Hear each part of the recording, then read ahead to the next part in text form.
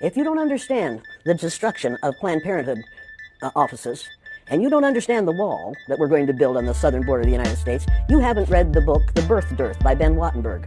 Ben Wattenberg was a brilliant Jewish man who was a member of the American Enterprise Institute, and he wrote a book, the first paragraph of which says, "The main problem confronting the United States today is there aren't enough white babies being born in this country." He was an advisor to presidents of the United States. He wrote the book in 1987.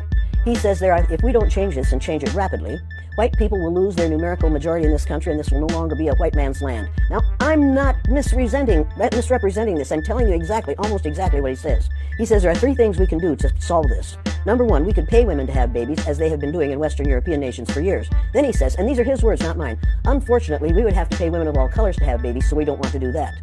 He says the second thing we could do is increase the number of legal immigrants that are allowed into this country every year. Then once again he says, unfortunately, the vast majority of those wanting to come to this country today are people of color, so we don't want to do that. The third thing he says, and women had better pay attention to this, 60% of the fetuses that are aborted every year are white. If we could keep that 60% alive, that would solve our birth dearth. Does that sound like racism to you?